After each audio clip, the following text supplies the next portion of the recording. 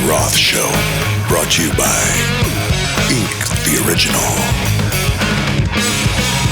Folks who grow tomatoes pretty much know how to cook with them and enjoy the taste of them. Folks who go fishing know how to get that fish ready for dinner more often than not. I found that folks who are involved with firearms, police, fire, paramedic, and everybody at the firing range had limited, if any, experience with what happens if you get shot. When I told my pop after high school I was interested in medicine in some sense, and that I was interested in going to work at the hospital. I was going to work at San Gabriel Community, which I ultimately did. We were called tech porters or whatever we were. We did every job possible. It was 1972. The emergency room out at LA General was the stuff. Man, that's where you wanted to go work. They had whatever it was called C block or C cell, and there were 10 beds there, and all the modern techniques that we use today were being instituted for the very first times out there. And we were seeing a lot of gunshot victims coming in. I worked the night shift, and my pop made goddamn sure, I told you about North Tower, well, he made sure of a couple other fucking things. Number one, that in an effort to stop me from smoking, that I go, quote, downstairs at the hospital. I don't think this exists anymore out there, so I'm pretty comfortable talking about it. Downstairs is where the extreme trauma went, the stuff where even the best combat nurses felt their bile rise, people who had to have pieces of their jaw removed from smoking and that kind of a thing, and he made me look at it and work with it. And he also made me deal with some gunshot victims. That's where they went downstairs, and it was early in medicine, and I learned early, and now I'm going to talk in my father's voice, because the first thing you got to do when somebody gets shot is calm everybody else down to make sure that you slow their heart rates down and you get everything done at lightning fucking speed. And you look right into the face of death itself and you say, all right, I see what we can do here. Yeah, Dave, hand me the forceps, will you? Years ago, the statistic was that 1 out of every 4 of us under the age of 30 would have at least 2 experiences without supervision of any kind with a loaded firearm by ourselves or with our peers, a la at a party or a camp out or spring break, or, hey, look what I found in my dad's drawer before we were applicable teenagers. I'm guessing that the statistics are way more colorful than that today. Most kids, ask anybody, make a gun sound. They can. Here's mine. Now that sounds like Gunsmoke, right? You heard the the reflexive report. That's like a Winchester, I found out later. Today, the sound is more like that's the sound of 1-800-SEE-IT. And this is dark humor because I'm trying to make a point. I've seen everything possible, done wrong, done wronger, and almost to me or because of me, or I made a few mistakes myself. The idea of a combat weapon, I made it my business. The first time somebody at gun school said, Dave, go get that shotgun. And I was afraid of it because I didn't know if it would go off or not. I didn't know where the safety was. I didn't know how to handle the trigger just yet. I didn't know about muzzle management and secondary. Anybody who's familiar with gun school knows exactly what I'm talking about. And I was not born with this accent or the ability to operate that shotgun. The absence of 3 in my toes proved that shit. One of my favorite scenes in all the best pirate, cowboy, and gangster movies is when they stop the hero or the bad guy at the door. In The Ballad of Buster Scruggs on Netflix, you can see this. The cowboy in white is stopped at the door of the bar. I think they do this in, the pirate movies from Disney, where they stop at the door and go, all right, boys, give me your guns. And they start to pull out one gun after the other. Tom, you can finish this already. Think of a movie where this happens.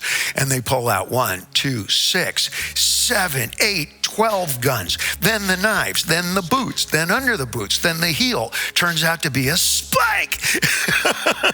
And there's a pile of weapons. We learn in tactical EMT that if one of our guys, medical, fire, law enforcement, doesn't matter, goes out, lights out on the 12th floor from heat prostration, he or she is going to wake up in the pitch dark, panicking. And the first thing they're going to reach for is their weapon, okay? They're going to start to defend and protect, and they may go after one of the other guys or gals with an oxygen tank or a heart monitor or carrying a couple of kids down a project stairway or around the corner of a dark alley, and if it's not there, they're going for that secondary weapon. And once you know where to locate that so that somebody doesn't injure themselves or anybody else on the team, do you know how to neutralize it?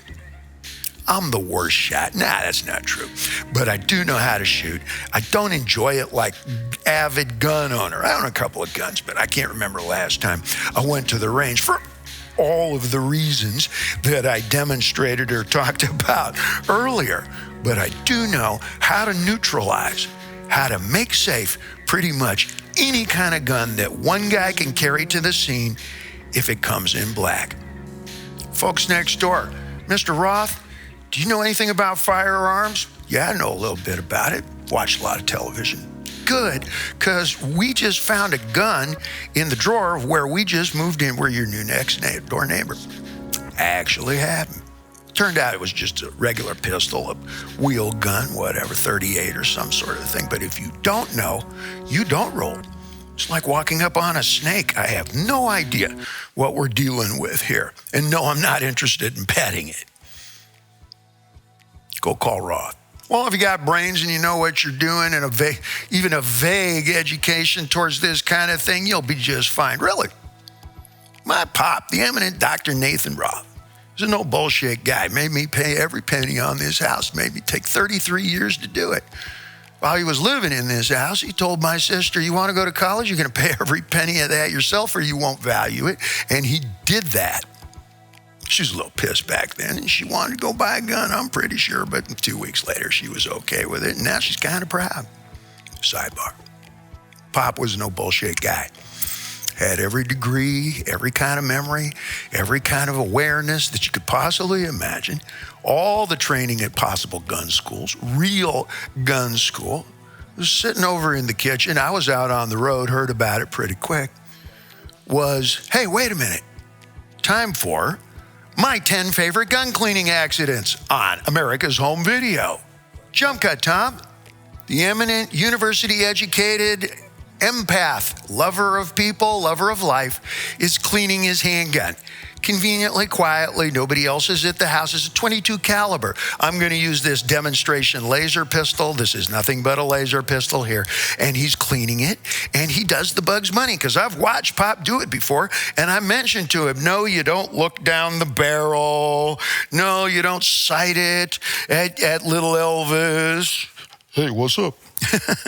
And you don't aim it at your toes and check like this and tap to see if anything's there. And he checked it and he thought he had it going on completely, etc. And just like a lot of gun owners, before it put it in the padlock safety case and everything, he saw that, it was a little bit cocked, so he just took it and went, bam!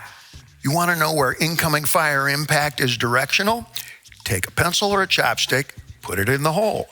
Colin, put up the picture. Pop almost killed his kneecap.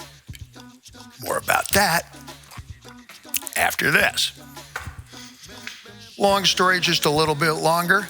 I own a couple of guns. I'm not an avid gun owner. I'm not a cop groupie. Can't remember the last time I was at the shooting range.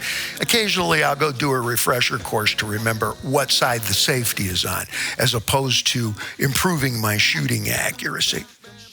I think that background checks and watching out for amphibious assault weapons. You're going to talk about amphibious assault weapons with howitzer-size hand loads and 15-pound drum super mega small infantry unit tactics sort of mega frangible house loads. I think I should have those.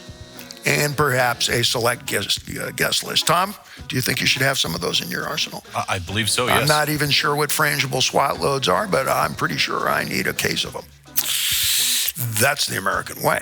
And I am an American. I am a patriot. I also realize that half of the class is fucking cuckoo. And they say so about me. So we're all doing the background check. Because right under the surface, there's the bad guy from innumerable James Bond movies and The Wired. And come on, say it. The fellow with the scar down the middle of his face, that's who you really wanted to be. Not the boss, right? Okay, yeah, he's nodding. That's why he didn't put himself on this time. It takes a lot for him to not put himself on. If somebody uninitiated came from Jupiter and said, what really, really, really, be a Buddhist, summarize it up in one sentence, the shorter the better.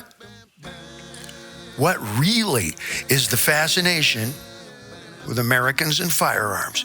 I would have to say, and I've given this a lot of consideration over the years, this is not new for the podcast, I would say, well, it's a lot like Harley Davidson's. The sound is just fucking great. The Roth Show, brought to you by Ink the Original.